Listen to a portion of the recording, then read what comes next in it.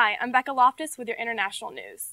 A riot erupted earlier this week at a soccer match in Port Said City, Egypt, between rival fans, killing more than 80 people. Fans fought with rocks and chairs as others attempted to flee the arena. This riot led to an outbreak of demonstrators outside of the Interior Ministry in Cairo, demanding the control of the country be handed over to civilians. Police responded to their threats with tear gas. Demands were made to improve security and reforms within the military. At least 37 people were killed during a shootout at a meeting to resolve cattle disputes in South Sudan. One UN officer was injured. UN members and local officials were investigating violence from cattle raiding on the borders of Unity and Warrap states. It is believed that the shooting started when the members from the South Sudan Army drove up in a convoy and began shooting. Cattle is one of the main sources of livelihood in South Sudan, and a recent outbreak of stealing cattle and violence has emerged since the country's independence just 6 months ago. U.S. Secretary of State Hillary Clinton declared a travesty of Russia and China's veto of a UN resolution condemning Syria's crackdown against anti-government protesters. Clinton said the U.S. would tighten regional and national sanctions against Syria to hinder their ability to use arms against protesters. Some 7,000 people have been killed in Syria since protests began in March. The Syrian National Council called the veto a license to kill. Lastly, Saif al-Islam Gaddafi, the son of former Libyan leader Muammar Gaddafi, may go on trial within weeks or months, according to Libya's Interior Ministry. Saif al-Islam was captured in November and has been held in Zintan since then. Investigations into the death of Muammar Gaddafi are set to begin soon as well, after he was killed in October under questionable circumstances. And let's jump right into it with some basketball. It was a bittersweet game for our men's team as they traveled to Eastern Mennonite University. The game went into overtime, however the Hornets fell to EMU 78-75.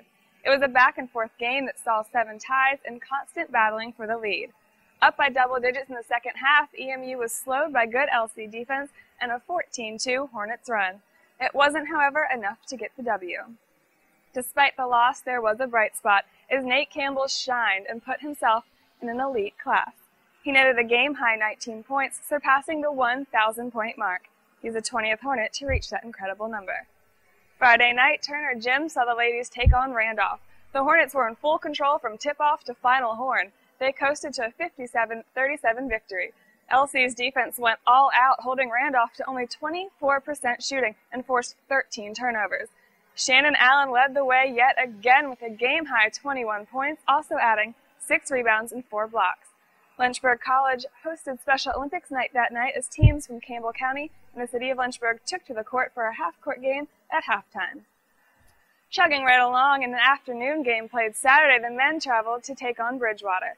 Center Austin Chalemi scored a game-high 20 points as he helped the Hornets hold on and pull out a 66-62 win. The theme of the game was up and down scoring for Lynchburg, who in a few times held a double-digit lead only to watch it dwindle down.